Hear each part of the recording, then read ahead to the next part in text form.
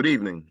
My name is Ruel Dixon, and I extend my greeting as the Basileus of the Epsilon Iota Iota chapter of Omega Psi Phi Fraternity Incorporated.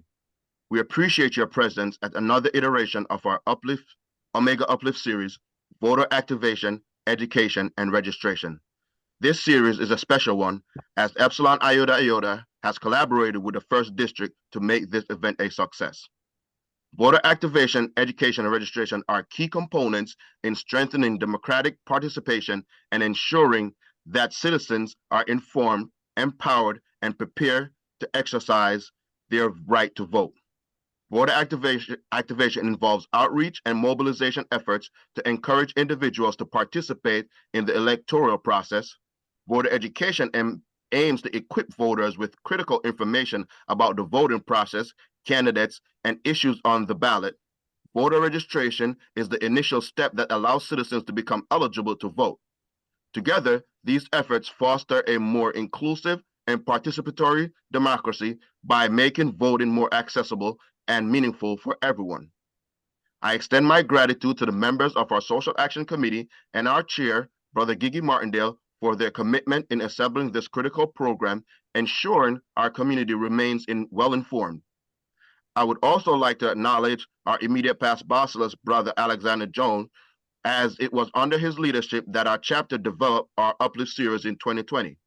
He had a vision to inform our community on the nuances of COVID-19 and give experience and experimental knowledge around the vaccine. Since then, our Uplift Series have seen many iterations of topics that are pertinent to our community.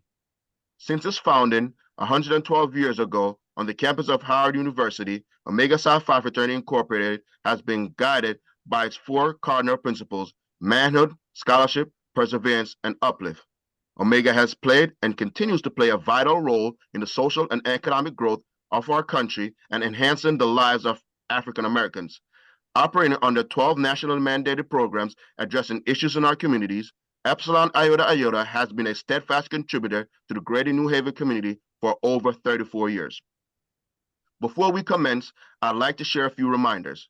All participants will be muted during this presentation, but we encourage your active participation through the chat feature. Questions will be acknowledged at the appropriate time. I would like to recognize our current DR, Brother Raymond Bailey. This Uplift Series is an early start to our Achievement Week of events highlighting our second annual Youth Summit, our Bow Ties and Stilettos Day Party, and our Blood Drive. Our series moderator is a brother who plays many key roles in Omega, not only on the chapter level, but also the district and international levels. He also is no stranger to the Greater New Haven community, where he serves as a head coach to the Wilbur Cross boys varsity basketball team. He is also the co-founder of Storytellers New Haven. He serves as a mentor to the youth, a leader amongst men, and as an advocate for all.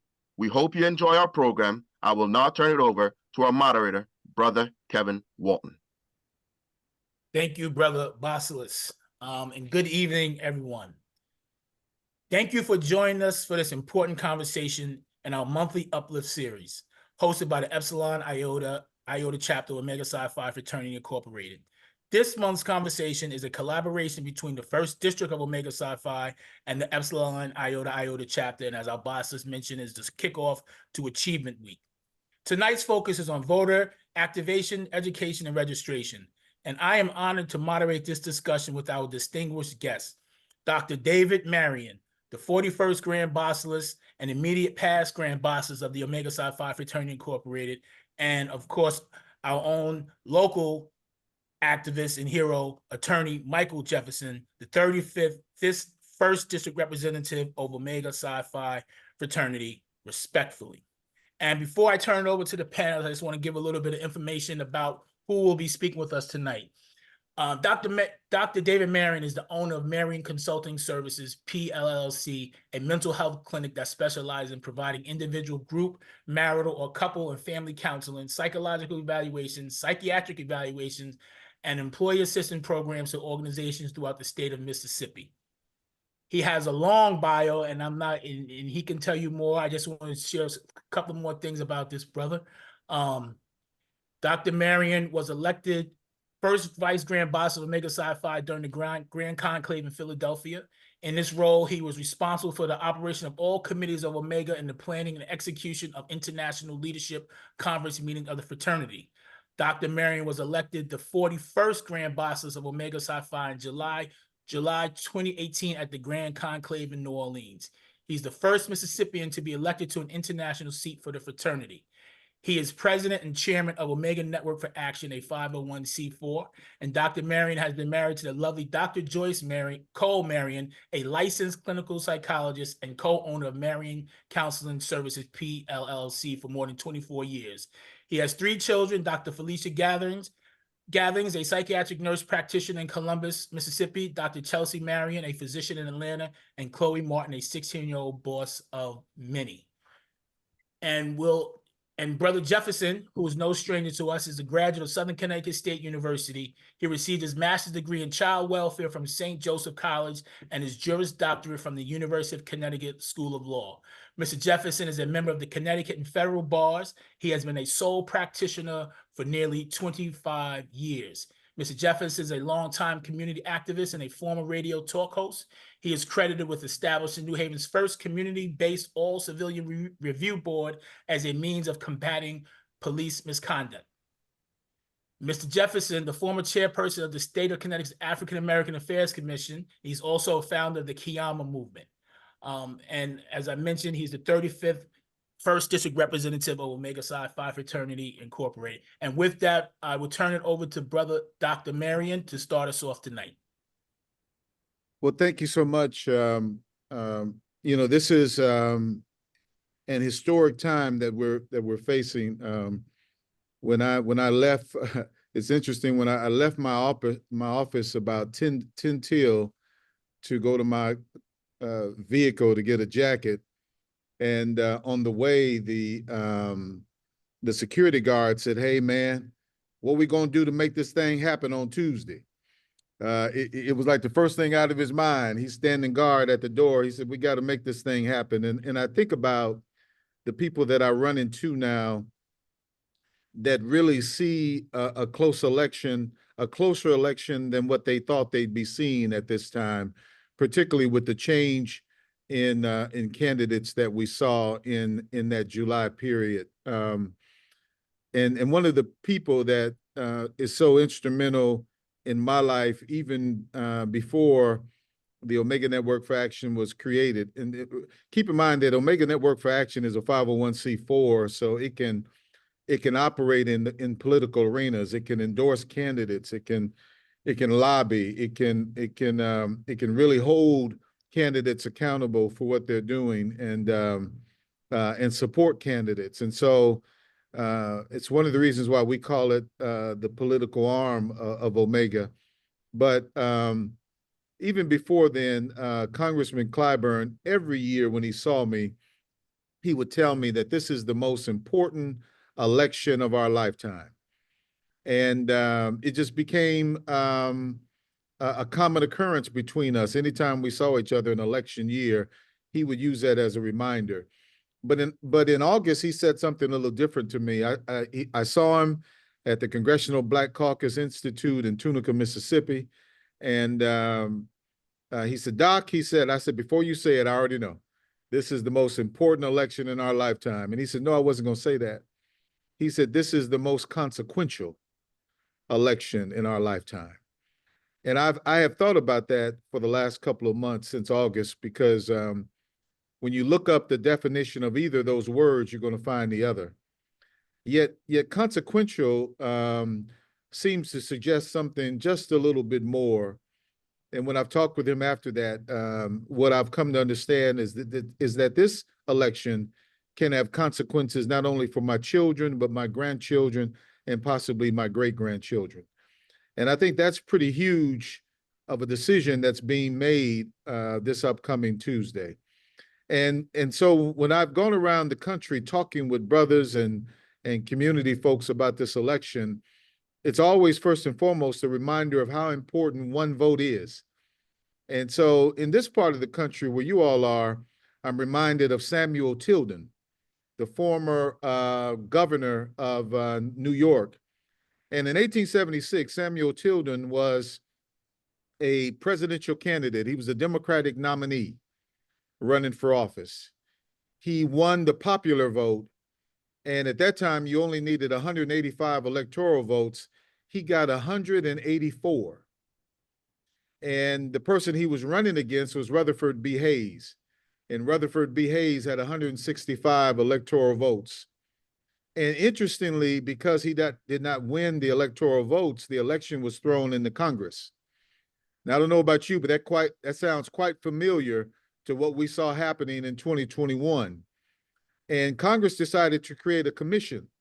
And the commission's job was to decide who should get those 20 electoral votes that were out there that were disputed.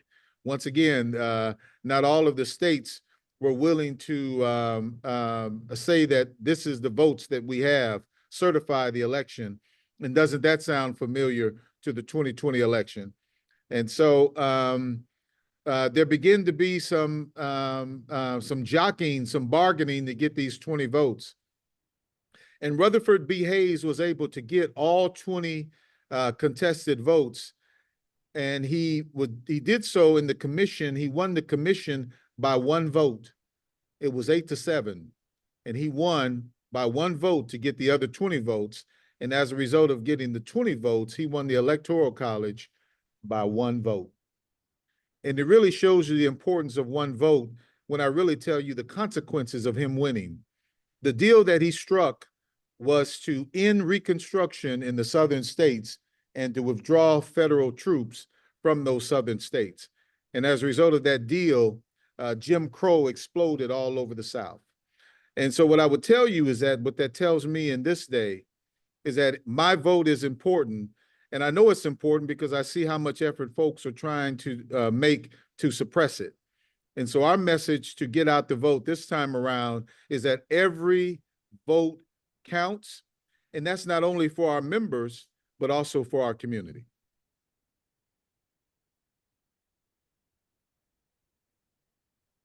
Thank you, Dr. Marion.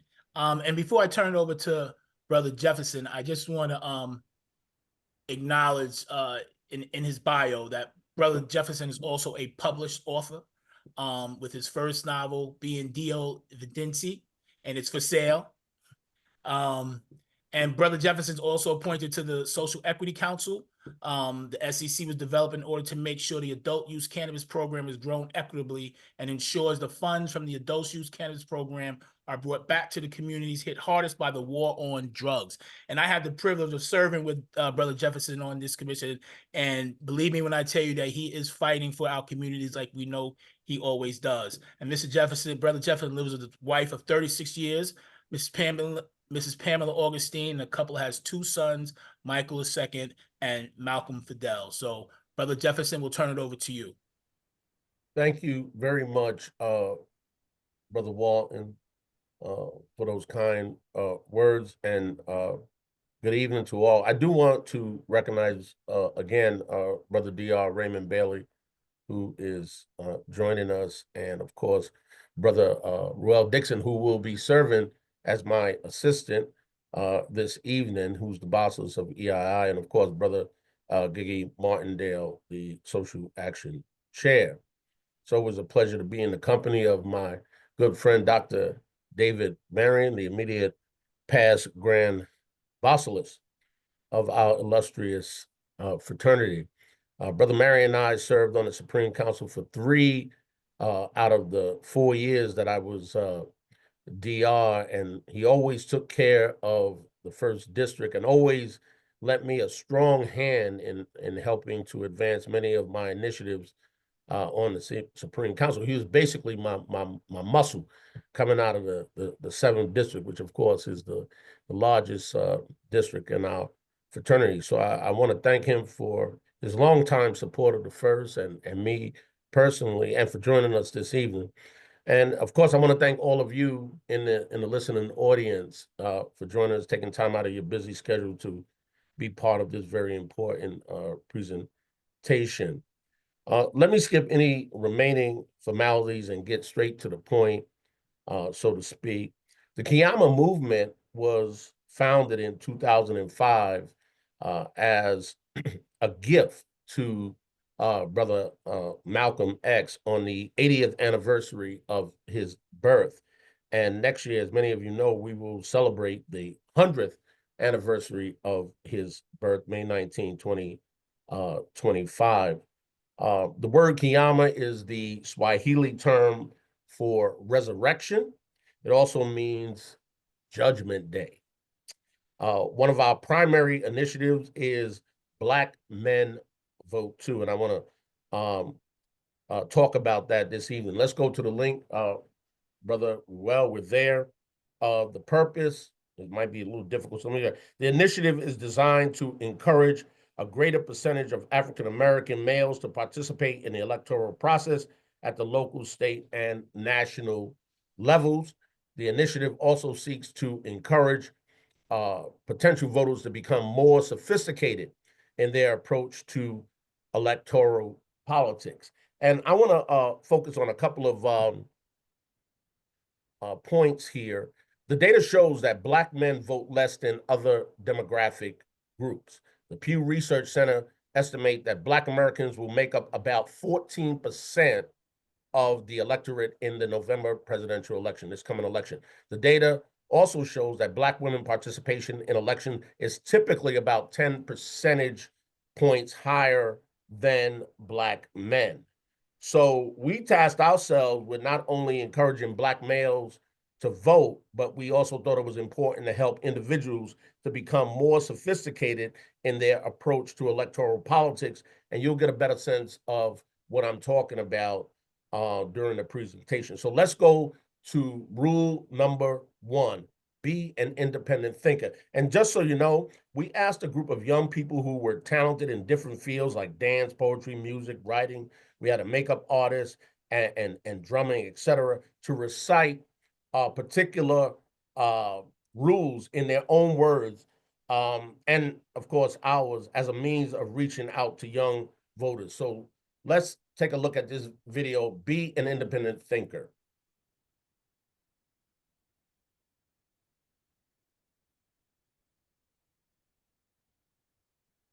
Can we hear that?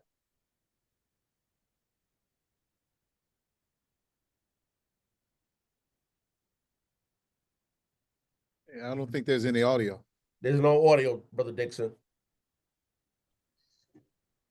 Yeah, when you share, you have to also click share audio as well with it.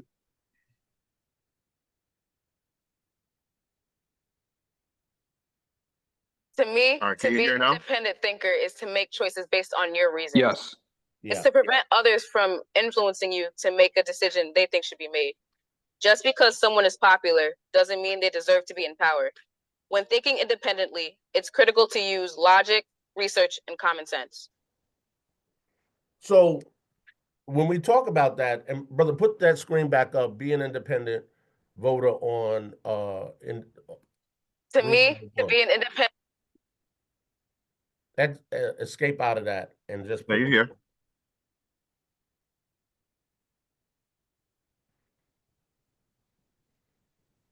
You see it, Brother Jefferson? No, I don't. But that's all right. Can we? I don't see it on my screen. Yeah, I can see it, just so you know. Yeah. All right. So basically, being an independent thinker, that's rule number 1. Malcolm X taught us. He said, "Look, if you're not careful, your enemies will have you walking east when you think you're walking west." He said they'll have you loving your enemies and hating your friends. And he's absolutely right about that. So when we talk about independent thinking, that's why it's the number 1 rule, because we want to develop critical, analytical thinkers when we approach the electoral process. A lot of people simply believe what they see and what they hear. So we rely, many of us, on the mainstream media, the electronic and print media, to make decisions for us. And that's why we find ourselves in the position that we do, where people are not critical, analytical thinkers. And of course, that creates a host of problems. And let me ask you to consider this, and you should consider yourself misinformed or uninformed, and for the following reasons. If your sole source of information is from the mainstream media, if you choose to dabble in conspiracy theories, if you choose not to explore other points of view, if your opinions are not supported by or substantiated by facts, if you fail to challenge information presented to you, if you reject evidence that flatly contradicts your core beliefs, if you choose not to be self-reflective, if you choose not to be a critical thinker. So we're trying and hopefully succeed in helping people become critical, analytical thinkers so that when a candidate presents himself or herself, or if information is disseminated to you, you can make an informed decision based on your critical, analytical interpretation of the information that is disseminated to you. A lot of us are not critical thinkers. We simply believe. A great revolutionary said, don't believe, think, study, and decide for yourself. Let's go to rule number 2.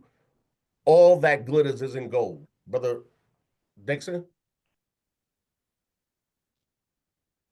All that glitters isn't gold. Simply because somebody has You a hear? status out there in the mainstream media or in the corporate world does not give them the right to represent you or to continue representing you. This goes for if they're an athlete, a businessman, or anybody that's had past success within this field. Who you vote for is a reflection of you. You need to know who they stand for, what their platform is, who they are funded by, and who they are supported by. This is like the law of attraction. What you put out into the world comes back to you. So all that glitters isn't gold. All that glitters isn't gold. Simply because We could kill it. Thank you, Brother Dixon. So it's simple as this. You see a lot of celebrities throwing their hats in the ring for different elections, whether it's on the local level, whether it's on the state level. I don't have to tell you, we got a lot of individuals who run for office, and these are celebrities. We know their names. Or you might have someone who has served in a particular capacity for time immemorial. So they have name recognition. And so people don't necessarily challenge these individuals. We simply say, oh, I've heard that name before. So that person must be the one. But we don't study this individual. We don't know his or her politics. We don't know who's supporting them. We don't go to we don't examine the opinion pieces that they have written in the past. We don't even know who's backing them. We don't know their financial backers. All we know is that they have a great name out there, a name that we're all familiar with. And so we say, that's the person that we want to support. And of course, the mainstream media, electronic and print media go along with it. They're the ones leading the charge. But the average voter doesn't take the time to examine exactly who you're supporting. And that creates a host of problems. Let's go to rule number 3. Know the rules of the game. Brother Dixon. Politics is like any other game. You have to know the rules of the game.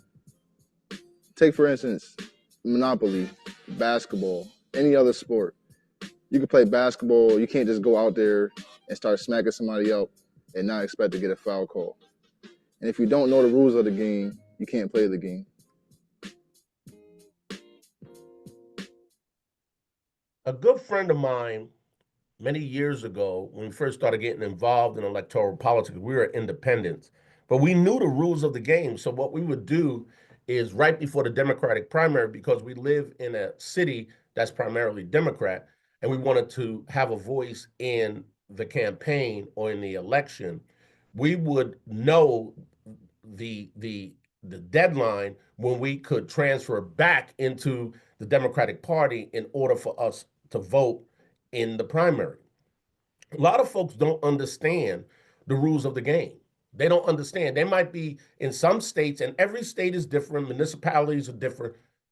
There are rules that govern who can vote in elections. So there might be an open primary where Democrats might even be able to vote for Republicans. I've read where in some cases and instances where, they get a group of Democrats who say, okay, who's the easier Republican to beat for example, and they'll say, okay, we'll be a part of that primary. We'll register as Republicans, go in there and vote for the weakest Republican, so that Republican will win, and then the Democratic challenger, who is possibly stronger, will have a weaker opponent to vote for, because they understand the rules of the game. It's perfectly legal, but if you don't understand the rules of the game, the rules of electoral politics in your particular locale or state, then you're at a disadvantage. So you have to know the rules of the game. Let's go to the next one. Rule number 4, know the existing power structure.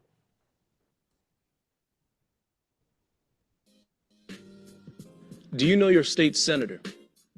Do you know your state representative? Do you know your congressman? Do you know your U.S. senator?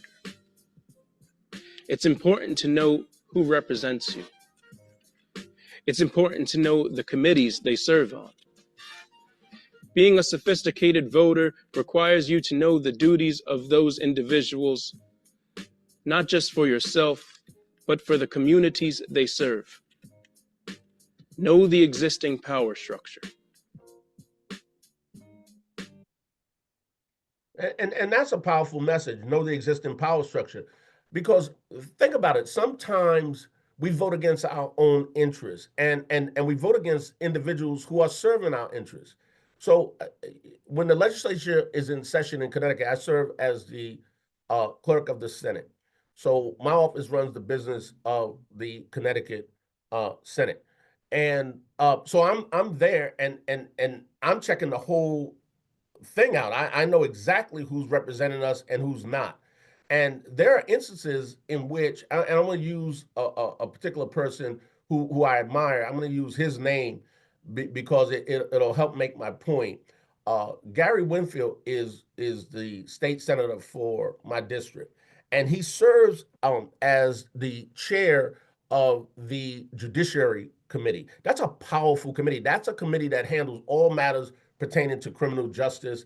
They vet all judges have to come before his committee, and he's doing a wonderful job. And he's done a great job in reforming the criminal justice system in Connecticut. Now, someone who decides to run against him, because folks may not know him, they may not know how this process works.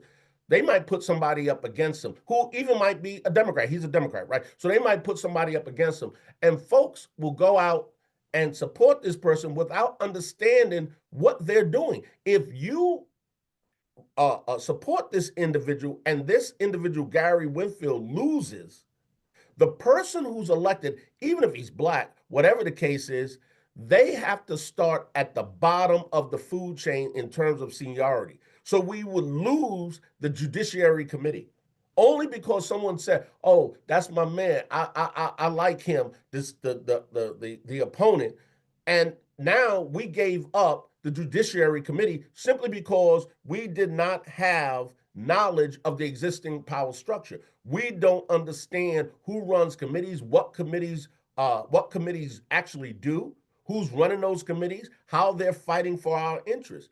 This is very, very important because it's not a popularity contest. We have to be serious. If someone comes before us who's doing an exceptional job, now, if they're not doing an exceptional job, that's one thing. But if you don't know it, you need to find out what type of job they're doing before you sit out there and start campaigning for the opponent, because we could be giving up a very valuable position simply because we don't know. And that's how we play it. Some people are out there just passing out leaflets, trying to toss the guy out. What are you doing? What are you doing? Do you understand that we're about to give up judiciary? And the person who comes in will not get the judiciary position. They start at the bottom of the food chain. They'll give you some a committee. I don't want to diminish the value of any committee, but they will give you a committee that is certainly not as valuable as the Judiciary Committee. So we have to really understand who's representing you and the committees they serve on, and we need to understand these committees and the overall power structure. Let's go to rule number 5. Study each candidate's track record? Every candidate has a track record.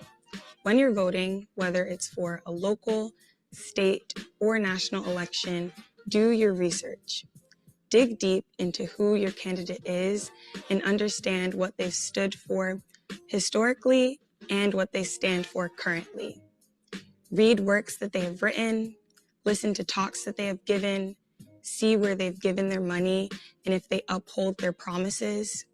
Create a profile that is unique to you, one that is not skewed or influenced by the media, but one that is based on facts.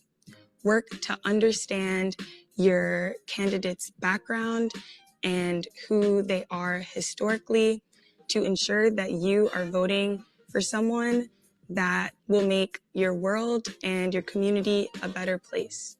Most of all, make sure that you think. That's good. We're good. We cut her off early, but she makes the point. You have to study. Look, when folks are out there, you know, I'm long past this, brother Grant. But when folks are out there and you're meeting people and you're interested in people, let's say folks are out there in the dating world. Well, they go on Google. They start researching the heck out of a person. You want to know about somebody, you Google the heck out of them. You want to find out who you are allowing in your life. It's the same with when it comes to politics. You have to know. I remember when Obama was running, we wanted to know every single thing. My wife and I wanted to know every single thing about this candidate because he was an unknown back in 2008. We wanted to find out everything. We watched a Frontline episode on him when he was running for president of Harvard Law Review. My wife wanted to know who he was married to. Wanted to know everything about him, you know, so that we can make an informed decision about who we are going to support. And that is critical for anyone. And all the information now is out there. With AI now, you can find out just about anything you want about anyone. And it takes time. A lot of this stuff comes to me automatically. So, you know, the rules just apply. The minute I hear somebody's want to run, I'm on it. I try to find out as much as I can. I want to find out their opinion pieces. I want to find out every single thing. I want to know who they're connected with. I want to know who's backing them because the one who pays the piper usually calls the tune. And so I want to know the backers. I want to know who's behind you. What's going on here? You know, who's in your immediate circle? Need to know all of that. That's important information for us to have. Let's go to rule number 6. Beware of professional political hacks.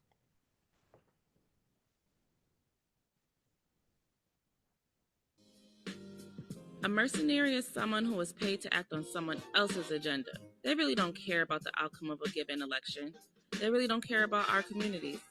They just want to get paid. We have to be aware of higher political guns. These are people who come into our community to influence how we vote. Their agenda is not our agenda. We as young voters have to educate ourselves on the candidates of this election. We have to see who's in the best interest for our communities, our schools, our businesses, and most importantly, our children.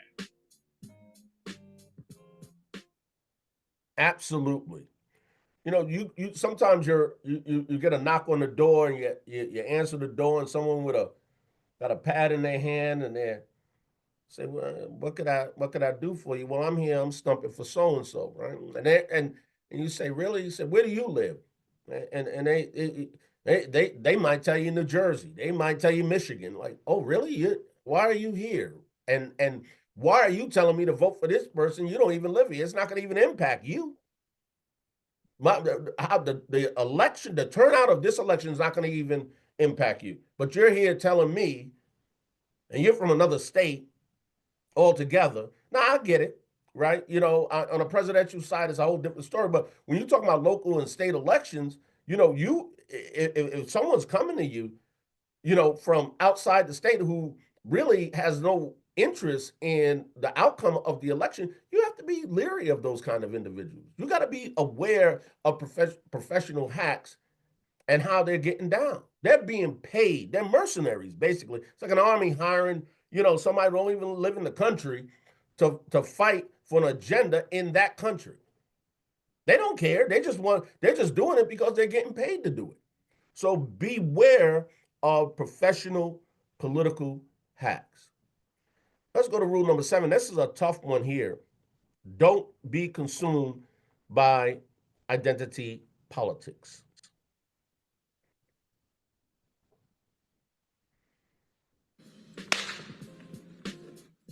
While identity politics will remain a feature in American politics for the foreseeable future, one must be aware of the dangers of such politics. To put it simply, while it is tempting for voters to vote for a candidate based on shared ethnicity, religion, gender, history, one should not forego these rules when deciding on a candidate to support. Recent American political history should remind us that embracing identity politics can have a disastrous result. That's a big one these days, and look, we all know not every black candidate is good for us. Some are, some just aren't. But it has to go deeper than that, and we have to be big enough, noble enough to recognize that, and not become so consumed simply because they're black. That's who I'm going with. Sometimes you got to go with the lesser of two evils. I get it, and that's just politics. You go with the lesser of two evils. People have been doing it for years. But when you're talking about at the local level, the state level, when someone comes before you simply because they look like you, simply because they share your same sexual orientation, simply because they share the same religion as you, that's not enough. Not when taxes, not when property taxes on the line, education's on the line, employment's on the line, incarceration's on the line. You got to go deep.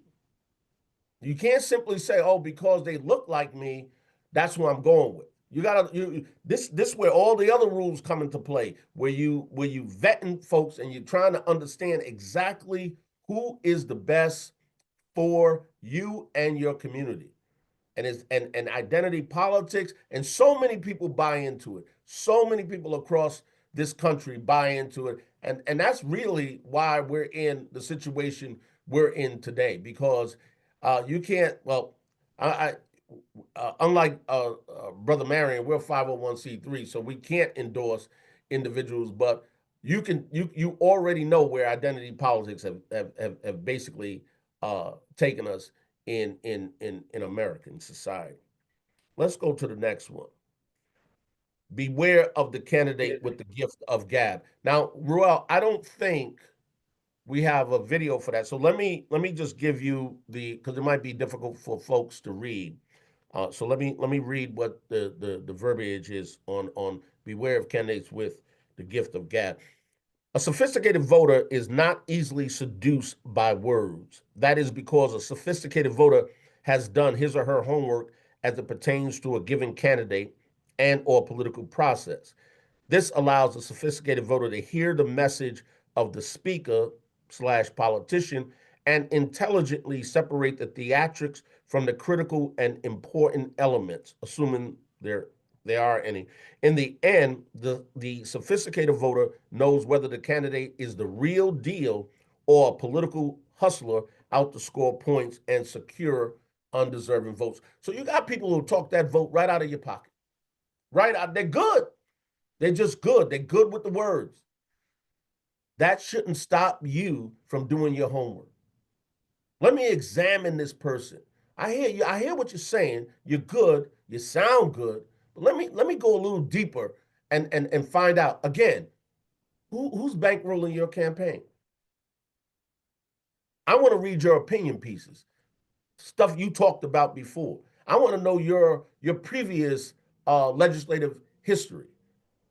I want to know what you have done, because this is what you're saying, but let's talk about what you have done, what you have signed your name on.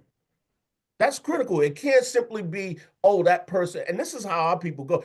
Just because someone sounds good, we give them a standing ovation. They brought you to your feet, yeah? And what are you about? And then you find out when it's too late, that they're not about what they're talking about. We just get caught up in the gift of gab. And there are political hustlers out there that will talk that vote right out of your pocket. So you have to slow them down. You can stand, you can clap, But in your mind, you're saying, yeah, but I'm going to figure you out. It's not going to be that easy. You're not going to seduce me like that. You're eloquent, you're good, but it's not going to be that easy. That's very important to beware of the candidates with the gift of gab. Let's go to rule number 9. Beware of the existing political structure. Beware of the existing political structure. The American political process, specifically at the national level, is not designed to solve the needs of a vast number of American citizens, particularly the poor. While it is important to be politically active on the national level, our true strength lies in both the state and local levels. It is imperative that we are active on both the state and local levels so that we have a voice in dealing with education, healthcare, taxes, and jobs.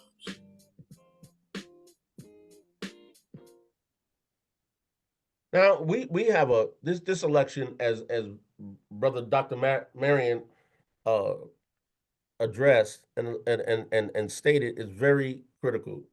The national elections are different than any other election because and just know this: all 435 House seats are up, about 100 Senate seats are up, about 13 governorships are up for grab in this election. It's very important. It's important because, you know, whoever becomes the president will set the tone for this country, and it's something you have to think about. Me personally, I understand what's at stake. I don't put a lot of hope in you know, the House or the Congress, because I basically know that it's you know, with the decision made back in I think it was 2010 with the United with Citizens United, where they allowed big money to influence political campaigns, that the billionaires basically run our national government. They basically control it. And so a lot of people in the House, most of those representatives, they're not listening to the people on the ground. Most of the senators, they're basically backed by billionaires. Most of the House members are backed by the same. So at the national level, it's really the oligarchs who run the government. That's important for folks to say, for folks to understand, because that explains why a lot of our needs are not being met. So when you talk about national politics, that's a beast. That's something different. But what's at stake is who's going to control the national agenda. And that's critical for us. That's critical because this thing can go either left or it can go right. And if it goes right, it's going far right. And so for people who don't understand about this, you know, what's at stake, when people talk about the right and left, because you hear that term all the time, and people say, oh, he's on the left or he's on the right. When you talk about left, they're talking about, you know, and I'm not trying to insult people's intelligence. I'm just letting you know what, for those who don't know, they're talking about left is more progressive and liberal. Right is more conservative. The further you go right, you go into fascism. The further you go left, you go into socialism, communism. That's what they're talking about. So when you hear all this talk about fascism out here, when you talk about fascism, think Mussolini, you think Hitler, you know, that's what they mean. That's far, far right. And there are people in this country who embrace that authoritarianism type of system, and that's taking you far, far right. That's what's at stake here. That's what's going on here. You know, so if the wrong person get in, it could really spell trouble. When you do your history, there are so many countries that serve as an example to what that could possibly mean for the United States.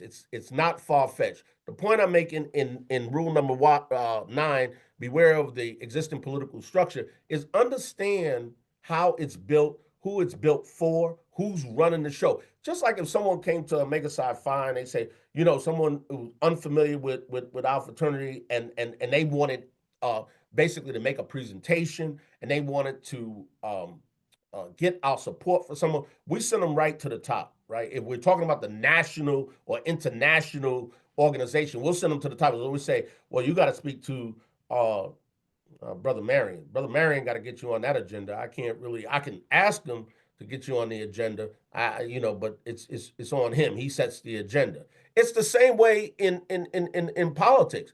And it's not necessarily the president in national politics. It's who's running the show in at that level. Who's behind the president? Who's running the show? And folks don't get that. And I'll say this, and then we'll move on to rule number 10. WikiLeaks had there was, when WikiLeaks, when they leaked those emails, they found that in 2008, Citigroup, Wall Street, huge bank, were already selecting the cabinet for Obama.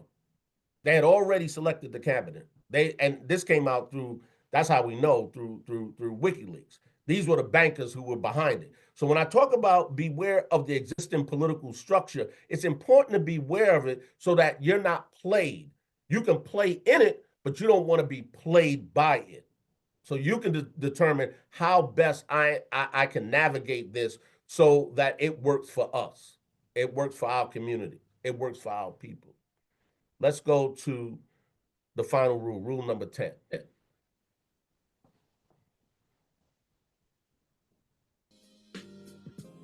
Beware of the existing political structure. Rule number 10. American political process, specifically at the national level.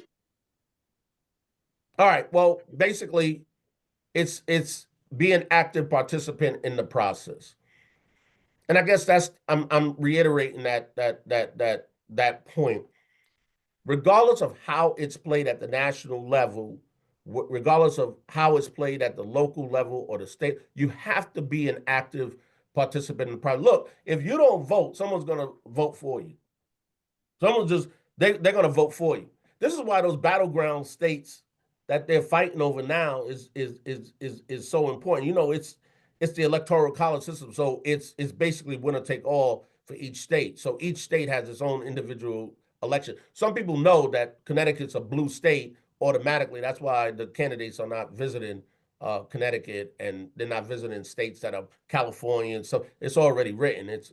But you got Arizona, you got Nevada, you got North Carolina, Pennsylvania. These are purple states. They can swing either way. And you got Texas that's leaning red, but that could swing. Georgia's another one that could swing. Ohio, So those are important states. And with brother Dr. Marion spoke to, where every vote counts. Every vote does count in those states. It really does, because you need 270 electoral college votes, and each state has its own set of electors. And so if you lose that state, you lose those electors, and that becomes an issue. And so our folks out there in North Carolina, those folks, particularly in those battleground states, they have to understand what's at stake here. And they could swing the election one way or the other. But you can't complain about what's going on in this country and then, talk about, I don't believe in the process, and that's why I'm not voting. That's just lame. That's, you're basically saying it's okay for someone else to vote for me and make that decision for me. And I think sometimes we're a little too lax. I think we just don't understand. We just haven't really, this generation of Black, really haven't felt the sting of what could possibly happen if the wrong people take power. I mean, I just don't think we're that knowledgeable about, you know, what has happened in other countries and other societies where the wrong people got in power, and you know, it was hell on earth. So we really, and I'm not really trying to fan the flames of anything. I'm simply just saying that you have that right to vote, and we have to exercise that right to vote. You know, 1965, the Voting Rights Act, August 6, 1965, was, I think, one of the greatest pieces of legislation in modern American history. I mean, we got that right to vote. Of course, in 2013, Shelby County versus Holder gutted the Voting Rights Act because it took away pre-clearance, where like certain states that were identified back then as you know, creating these barriers for disenfranchised voters, black voters, from voters before they could change their voting laws, and what they would have to do is get pre-clearance from the Justice Department before they could change any of their laws. What Shelby County did in that case, they said that's no longer necessary. And once they said that, all the rules changed. All these states began to create these voting laws that made it very difficult for disenfranchised voters to vote, and that became and that is, as it stands today, a major problem. So those are the 10 rules, and I think if we follow them, I don't think people will take us for granted. I don't think our vote will be taken for granted. Once you become a sophisticated voter, you outtalk and outthink anyone. No one could come to you and simply run you some game about that particular candidate because you're a sophisticated voter. They could talk you to death, but you can sit there because it's all in your head. Like, I've already done the math. I already understand. I know what that person stands for. I'm good. And you're informed about this process and about, in particular, that candidate. And that makes you powerful. That makes you that Jedi. And that's what we need. We need folks thinking at that level. It's not as simple as, oh, I'm registered. And we've done a magnificent job. I got to give a big shout out to all the fraternities and sororities and other civic organizations, NAACP in particular, done a tremendous job registering folks to vote. But we've done an awful job, I gotta say, of activating people to vote, and we've done a terrible job, I think, of educating people as to how to become a sophisticated voter, so that you're not taken for granted, and you're not allowing yourself to be used and misused by these folks who, in reality, will do just that. Will just forget about you once they get into office. So that concludes my presentation on becoming a sophisticated voter, and we can take it from there, Mr. Moderator, Brother Walton. Great. Thank you, Brother Marion and Brother Jefferson. And so, as a reminder for the audience, please, if you have any questions or any feedback for our panelists, please put it in the chat.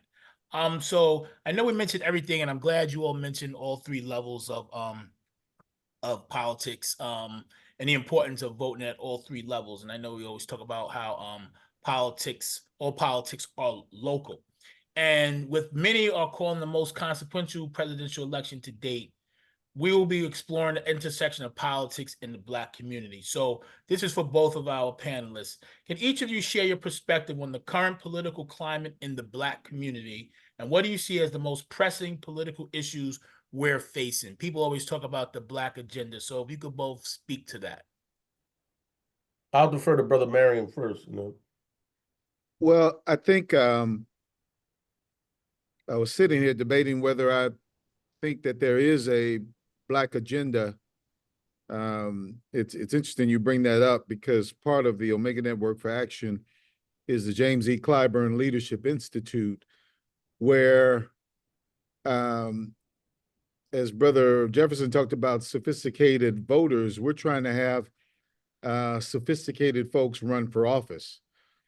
We see a lot of people run for office and they just run to be running. Don't have any idea how to run a campaign. And so, in fact, one of your former district representatives was amongst the first group of fellows in the Clyburn Institute, and that's Brother Greg Burnett. So, and one of the challenges that we had somebody present on Project 2025, and one of the brothers in the program said, where's our project? Why aren't we pushing our agenda out there? Where is our agenda? And we were told that there are many organizations that would like to put forth one, but there's some competition of who would get the credit. And so because they got into who would get the credit, no one made an effort. So I don't know if there's a Black agenda. And I think that, you know, as Brother Jefferson talked about, our focus in Omega Network for Action has been to turn out the Black male vote. We see that Black male voter as a neglected voter, a disrespected voter. It's the assumption many times, and and you'll hear me talk partisan every now and then because the Omega Network for Action we've endorsed the Harris-Walz ticket, and I can say that because we're a 501c4. But one of the things our challenge was back in 2023 is to talk about Black male voters. They were not high on either one of these candidates. In fact, a lot of them that we talked to said, I'm not excited about two old white men running for office. That doesn't excite me. And so, you know, we were criticizing Black male voters for their lack of excitement. But typically, when you look at consumer product relationships, if the consumer is not buying the product, you look back at the product and see how you can change it. And there was a lot of unwillingness back in 2023 to look at President Biden. They felt they knew what we wanted. And so they were not interested in having real conversations with Black men about the issues that were important to us. And so one of the things is in February of 2023, I brought together all of the fraternity PACs and C4s. So you should know every fraternity at this point has a PAC. Omega Psi Phi has a C4, but all of us now can get into partisan politics through those PACs and C4s. And our conversations quickly pivoted to who cares about the Black man and his vote. I met with the DNC in April of 2023 and told them some of the issues that we were getting that were important to Black men, generational wealth, gun violence, criminal justice, healthcare reform, just various things that we thought that we could see that Black men were talking about versus the issues that their focus was on, which was LGBTQ and abortion and those kinds of issues. We were trying to talk with them back in April of 2023, and they basically told us that, hey, we're a big tent, so we can't focus solely on Black men. And I pressed them on that because I feel like they've done a lot of focusing on Black women. Black women carry a lot of power when it comes to the White House and presidential and senatorial and House races and even state races. And we were saying that you pay attention to power. You were able to do some things exclusively for them. In fact, one of the organizations that we work so well with is the D4 Women in Action, which is the C4 for Delta Sigma Theta. And on one of their flyers, they had something very interesting that if you want to change the United States of America, elect a Black woman. That's a powerful statement. And I was only trying to share with them, hey, you also may want to think about electing a Black man. So we were pushing what we thought were Black male issues. Well, in September of 2023, we were able to meet with the DNC again. Well, guess what? From April of 2023, I saw Clyburn and Benny Thompson in June of 23 and told them what we were seeing. They agreed. In September, 5 months later, guess what the DNC asked us for? They said, why don't you come up with a proposal to get the black man out to vote? Well, now you've lost 7 months from the initial conversation back in February. Now you want us to present you a proposal because anybody who gets money, you heard what Brother Jefferson talked about, hired guns. Anybody who gets money in the VREM area, voter registration, education, and mobilization work, guess who they turn to help them execute it? They turn to the Divine Nine. Because we have the infrastructure with our members, with our chapters, with our states, with our districts, with our national, we have the infrastructure to really get boots on the ground. So they all want to turn to us, but they don't want to give us a dime for turning to us, but they want to pay the folks who are turning to us to turn out the vote. And I was saying to them, why don't you contribute directly to the folks that turn out the vote? And so they said in September, we're interested in that. There was no change from September until probably I had another conversation with them probably May or June. Well, then you remember Clyburn, well, then they see the numbers. And then you begin hearing the discussion in June and July, black men aren't feeling these candidates. Black men may choose Trump. They may choose to sit out. And next thing we knew, Biden was gone because the numbers that the White House were looking at were worse than the ones that we were seeing on national media and national television. And so they've changed candidates. And now we have Vice President Harris, who has really turned that discussion around. And if there's one thing I'm really grateful about what has happened is that when have you ever seen in history how much discussion there is right now in this presidential race of what does the black man want? How do we get the black male vote? And even you saw the vice president put out some initiatives that she thought would be appealing to the black male voter. And I think that's significant, brothers. I think that is huge that we've seen this turnaround. But I think we have to continue to be sophisticated, as Brother Jefferson has talked about, and not just vote for someone for the sake of voting. You know, one of the things that was interesting to me, they said that one of the reasons why they use fraternities and sororities is because we're trusted servants. So in other words, the people trust us, but it's also a danger in that because they don't have to be a sophisticated voter if they trust us. So they were talking about politics as a contact sport. I've always thought about that in terms of, you know, politics is, you know, you see what's going back and forth now on TV. I thought of it that way, that, boy, you got to be ready for what's coming at you, right? If you run for office. We hear that all the time. They were describing it in a different way. It's a contact sport because if a trusted servant tells someone who to vote for, they're likely to vote for that person. Well, that's a little different dynamic, and it almost is using the identity politics that you talked about, Brother Jefferson, in a whole different direction that I don't know if I want to go. I want folks to do their research on candidates and come to their own conclusions, and I believe if we all do research, we can come to an educated guess. I'm not angry at Black Republicans. I don't have any issue with them at all. I'm bothered. I think Black folks ought to be in all political parties. That's my belief. But I also think what the issue for me is when Black folks get elected to office and forget they're Black, or they forget the purposes for which they were elected to office, which for me is the uplift of our people. And so I've been betrayed by Black Republicans and Black Democrats. I just want somebody who runs for office, looks like me or doesn't look like me, but wants to uplift my people and gets into office and actually does so.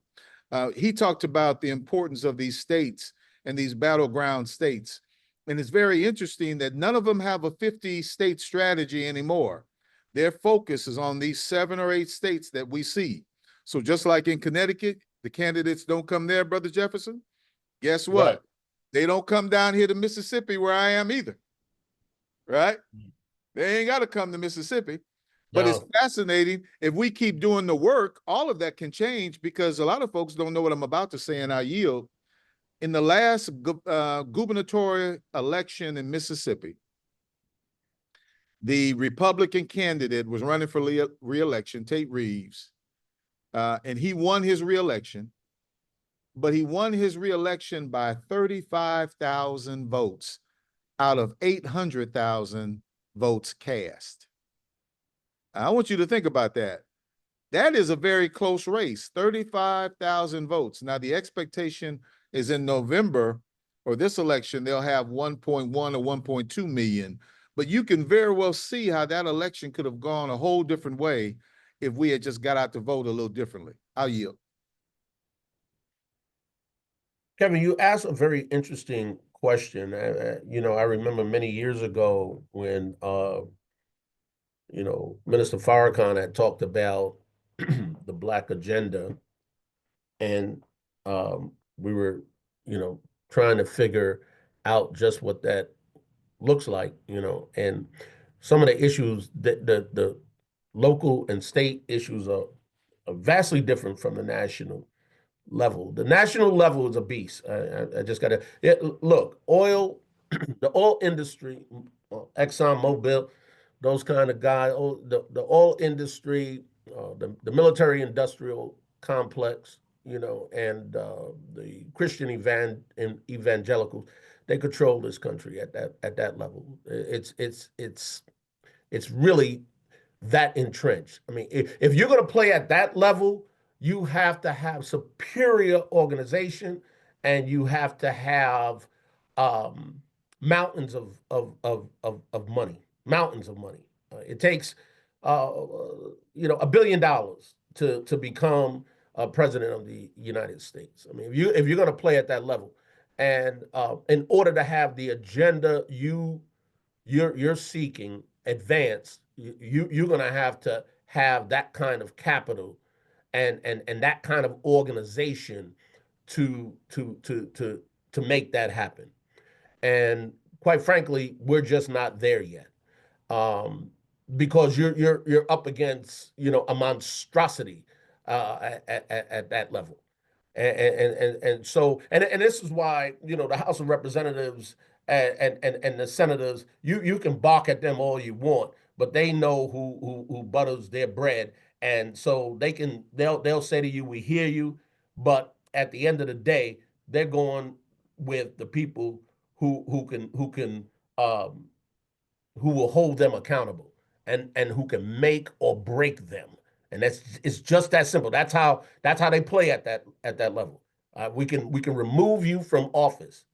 You know, the American Israel Public Affairs Committee, AIPAC, is a very powerful lobbying group, and that's why what we see going on in Gaza is going on, because they have that much power and influence over the Congress, over the Senate, and over the executive branch. It's because they can make or break you, and that's the kind of power we're talking about.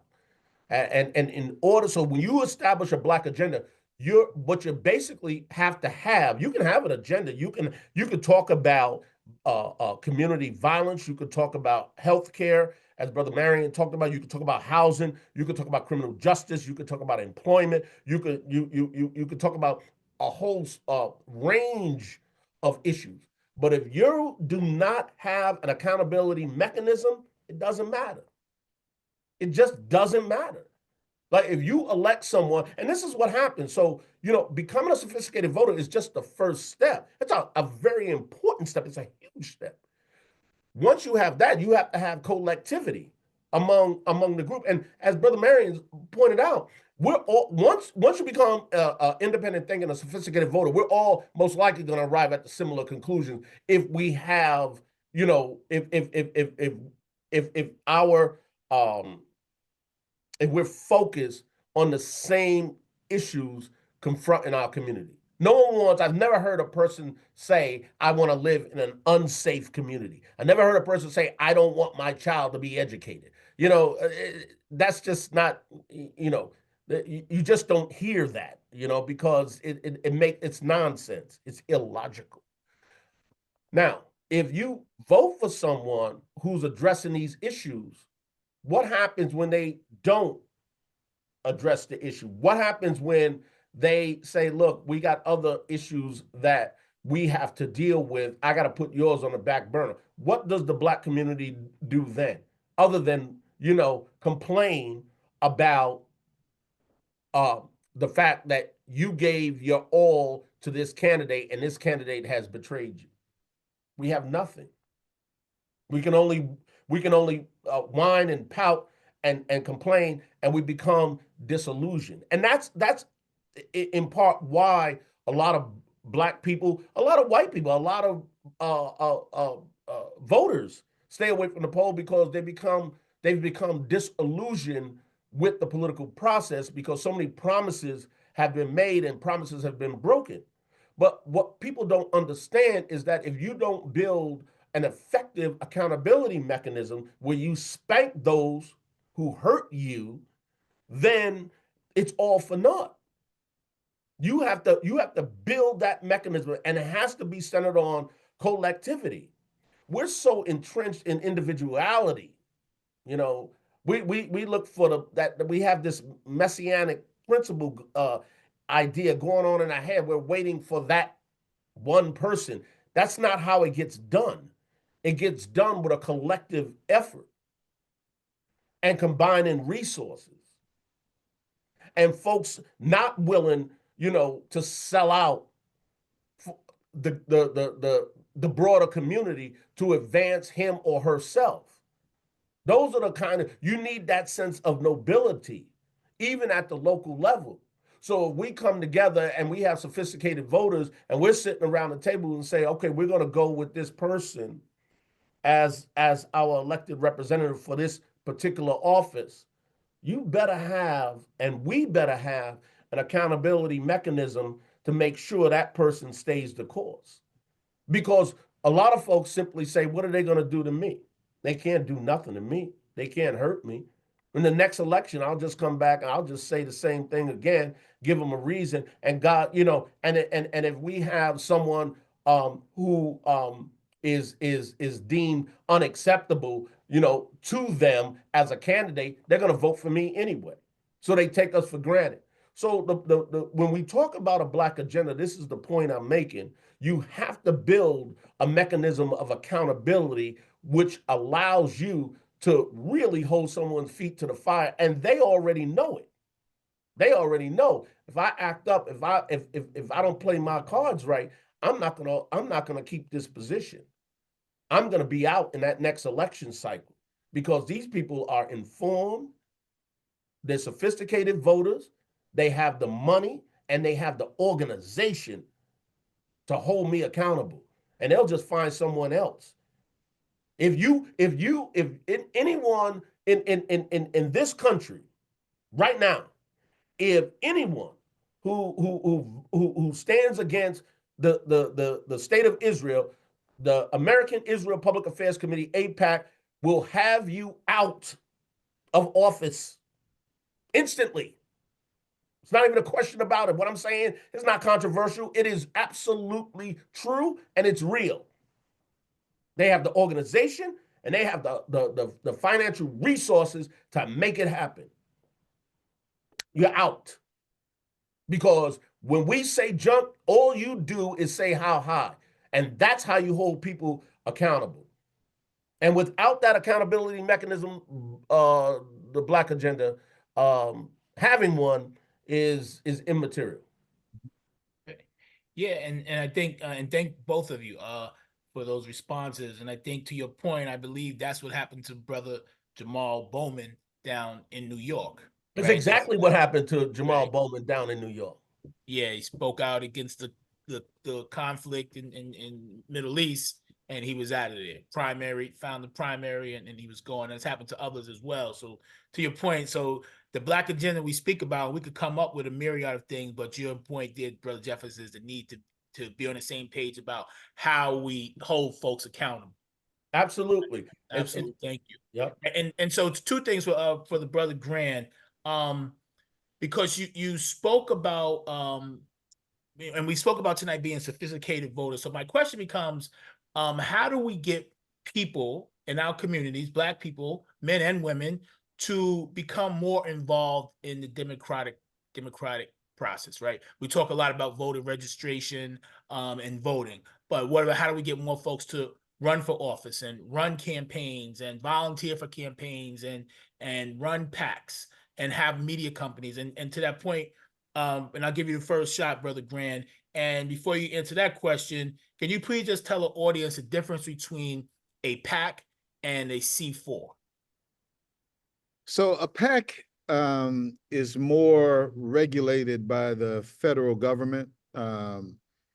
It has some great functions in the sense that it can raise money for specific candidates. So it can say, we're going to support Brother Jefferson running for a district attorney, and we're going to have a fundraiser, and all funds will go directly to his campaign.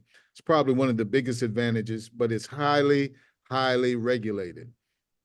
And so what Omega has and what Delta has are what's called C4s, which are not so highly regulated. We can't raise money directly for candidates, but we can host fundraisers and instruct all folks who give monies to give directly to the candidate. So we can do stuff like that. We can endorse.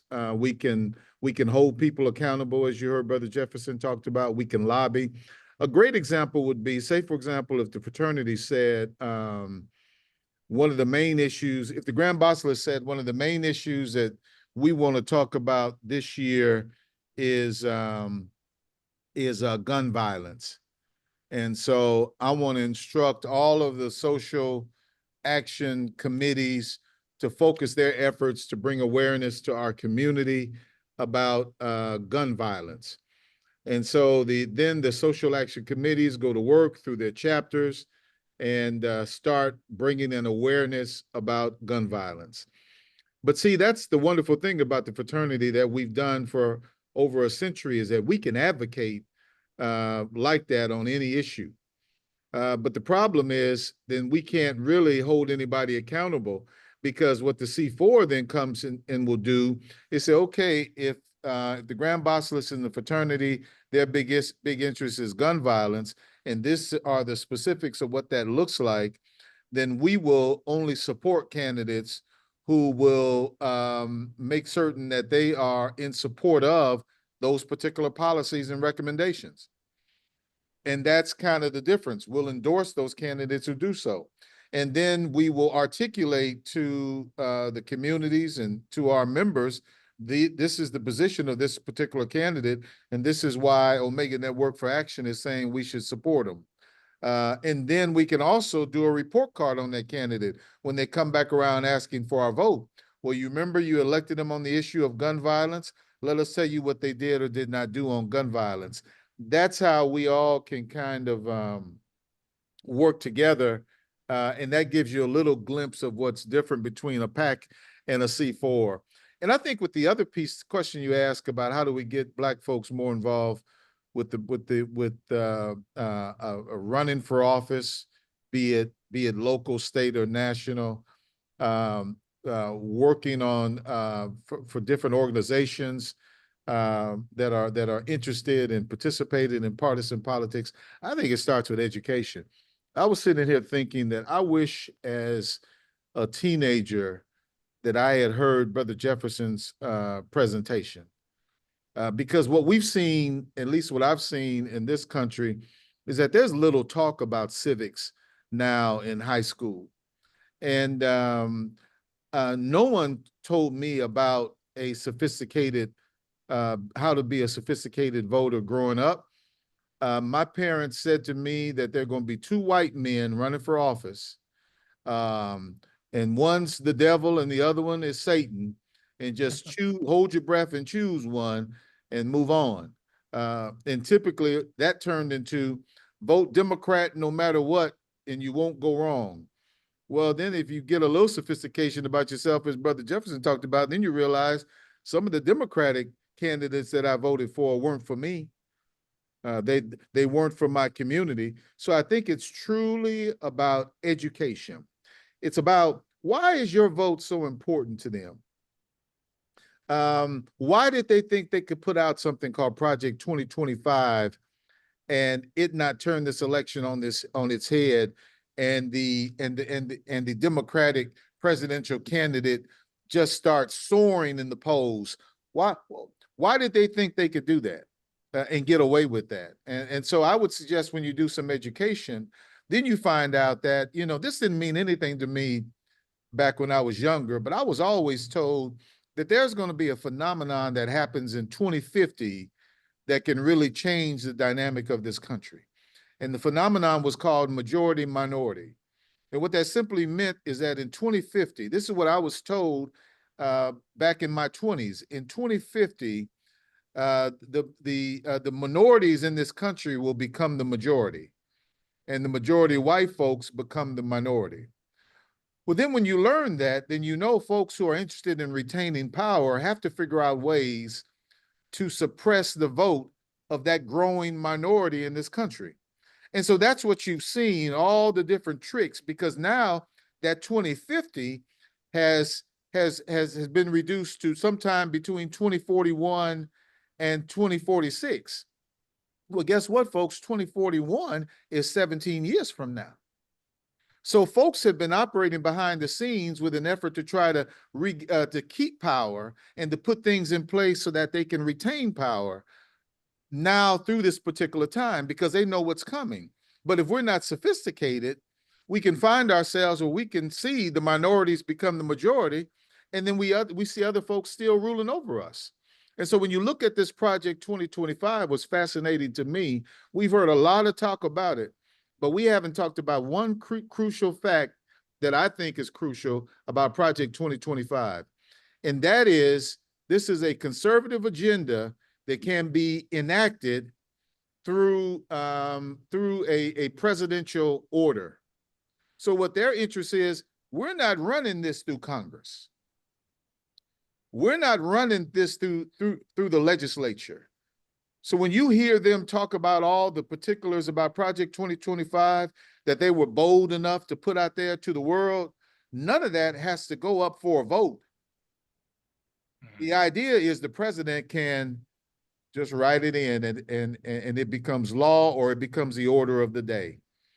And so that becomes important to me, because then you go back to what Brother Jefferson was talking about in terms of extreme right and extreme left, fascism versus socialism and communism. You can see the direction that they want to go, and you have to be sophisticated in this day and time. Otherwise, all that stuff will pass you by. Thank you, Brother Grant. And Brother Jefferson, we'll give you the same, but if you can, the same opportunity to respond to the question, but also just talk a little bit too about voter suppression, right? Because you hear all the time, like, people saying my vote doesn't count, it doesn't matter. But the fact of the matter is, if it didn't count, why have they continuously try to chip away at our voting rights? Right, because it does count. And Shelby County versus Holder was one of the another horrible decision by the Roberts courts. It's just, they just don't play fair. Two things that were essential in slavery.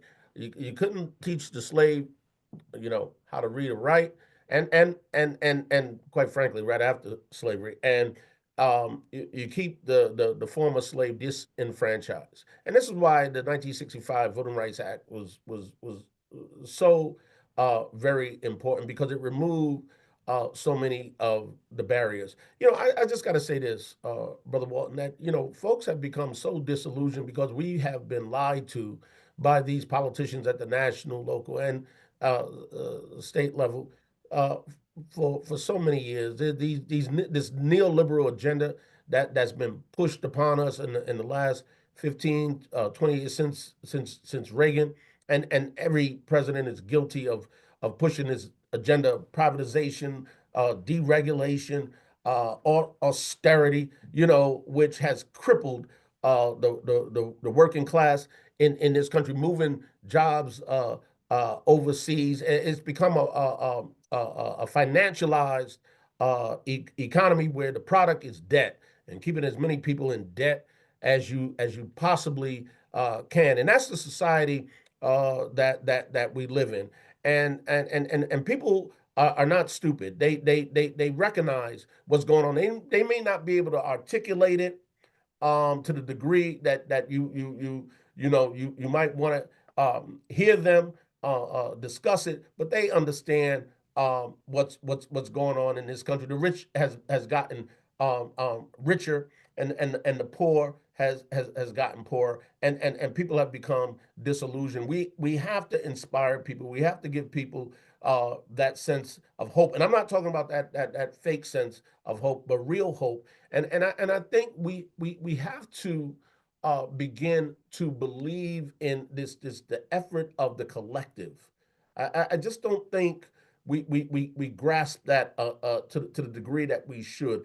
Understanding and believing in, it's not going to just take one person. It's going to take a collective to make this thing happen. It's not this messianic idea of waiting around for the savior. That's ridiculous. It's illogical. It's, quite frankly, it's stupid.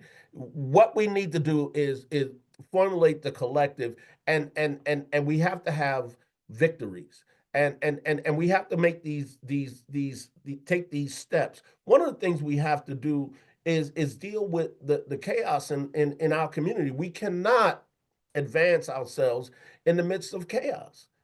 Some of this stuff is just lawlessness in some of the cities. We have to get a grip on our own community. We have to police ourselves. Black men have to come to the fore. Really, we have to begin. And this is why I appreciate the fraternity's fatherhood initiative and those sort of initiatives, because those are what we need in our community. And that lies outside the electoral process, but it's real, because fathers have to become fathers again and again and again. We have to re-engage because our kids need it. Folks talk about the youth, but the youth are a reflection of us. That's us. I mean, a child only understands what he or she is taught. That's us. The violence we see in our community, that's us. That's us. That's us looking at ourselves, looking in the mirror. And so, you can't have growth and development in the midst of chaos. And we cannot tolerate the violence. We just can't tolerate it. And we have to address that in a forthright manner. And it's not going to be pleasant. So, when you talk about how do we get people involved, we have to we have to give our folks that hope.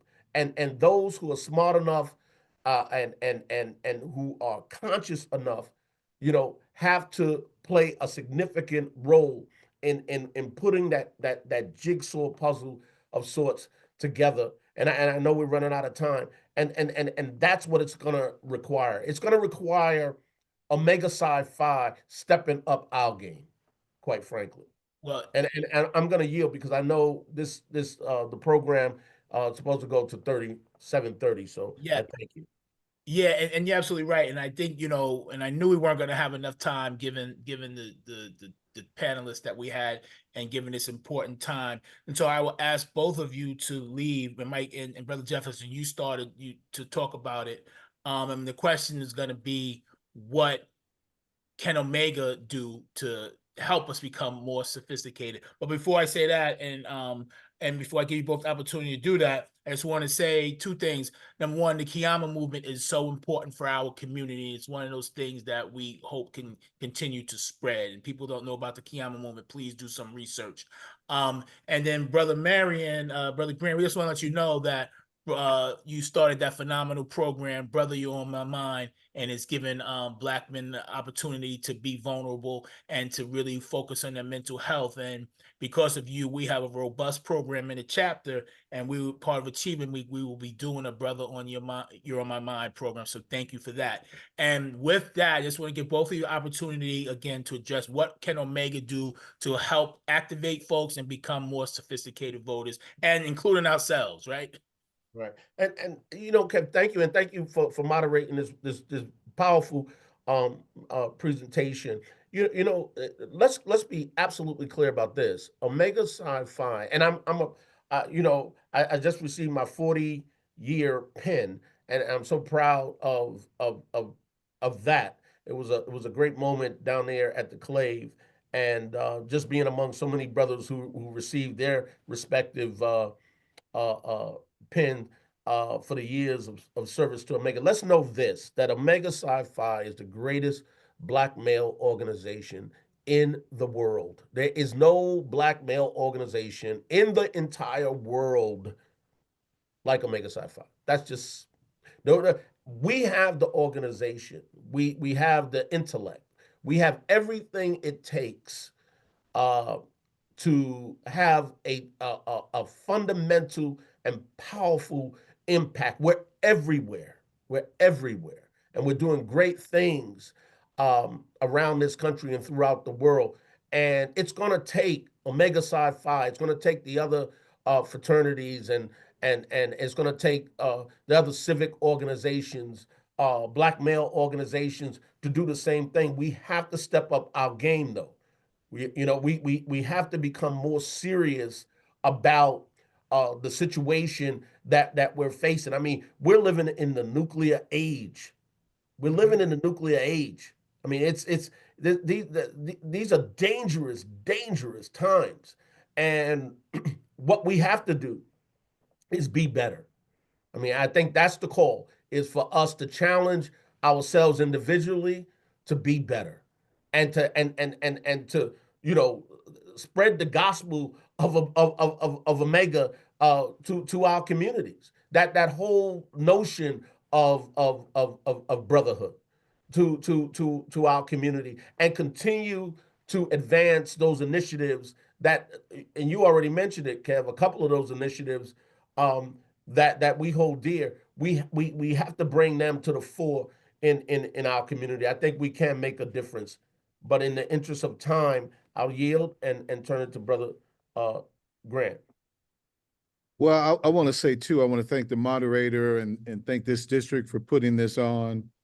I also want to thank this district because this was one of the first districts, no matter your size, that was the first to contribute to Omega Network for Action and its efforts. So it really shows that you understand that a lot of these initiatives need money. And I think that's what our fraternity continues to need to push to folks, the importance that it's one thing to run for office, but you got to have the finances to win. And I think we have to accept the championship belt and act like we're the best. You heard Brother Jefferson talk about that. See, the question of whether we were the greatest fraternity or not was decided over 100 years ago. It's just some of us don't act like it. That argument was settled. It was settled for me when the founders on the campus of Howard University rejected the invitation to join Alpha Phi Alpha. It was settled for me when later on, when there was an invitation from Kappa Alpha Psi for us to merge with them so that we can be one, since we were both 1911, and that was rejected. That has been settled a long time ago for us, but we just don't act like we're the best. The founder said mediocrity has its place, not in Omega. They asked Bishop Love if there was a weakness in Omega, and he said if there was a weakness. And I've always emphasized that word when I speak about what he said. He said if. He wouldn't even quickly concede that there was a weakness in our fraternity, but he said if there is a weakness, is that we have some members in our fraternity who don't belong. And those members who don't belong are those members who forget about manhood, forget that we are the best. And the best means we're the best fathers, we're the best husbands, we're the best in every area of commerce and of government and of education you can imagine. We are the best. When you're the best, you act like it and you do differently.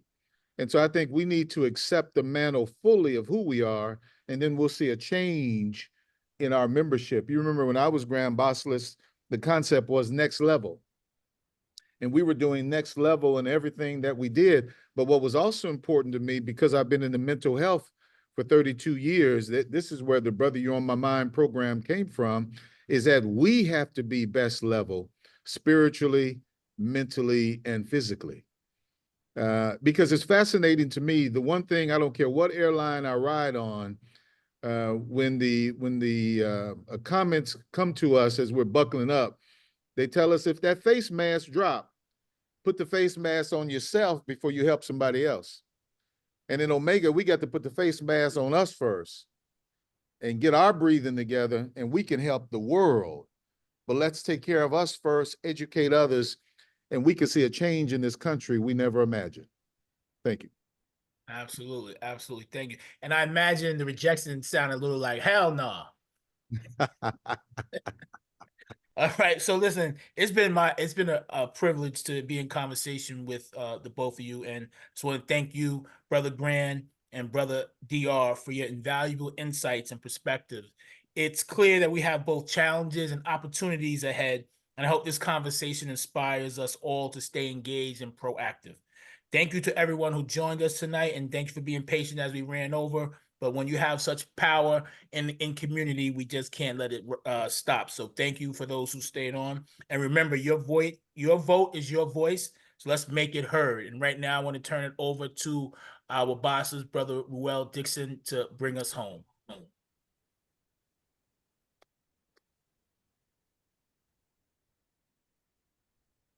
Thank you, Brother Walton. Thank you. And while I'm here, I just want to share some of the things that we have going on as a chapter. We have our Youth Leadership Summit on November 9th for students age 14 to 18. Our keynote speaker will be Carlton Highsmith, and will be at Aces Whitney High School North. We also have our Bow Ties and Stilettos Day Party, and that will be at the New Haven Boathouse. So go out and get your tickets and come and have a fellowship with the brothers of the Epsilon Iota Iota. We have our blood drive, which is also a part of our Achievement Week, and that will be in conjunction with the Chi Omicron chapter, and that will be at the Advanced Center for Nursing and Rehabilitation on 169 Davenport Avenue on Wednesday, November 13th from 1 to 6 p.m. And this is just a list of all events that we be doing as a chapter, as a part of our Omega Achievement Week.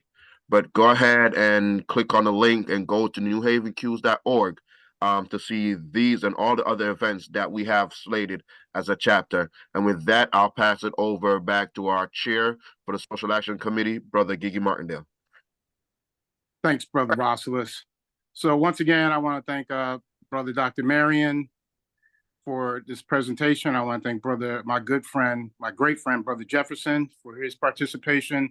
And of course, my other great friend, Brother Walton, for the moderator. But more importantly, I want to thank the audience for sticking with us, for going over time and being involved in this presentation, this very important presentation. We have to be better. We have to be sophisticated voters. And more important, and just as important, we have to vote on November 5th or early if you're able. So once again, thanks everyone. Now I want the brothers of the 1st District to stay on, and I want Brother Bloodworth to make some announcements, but let's clear the room for everyone but the brothers. And again, thank you everybody for coming out. Yeah, thank you everyone.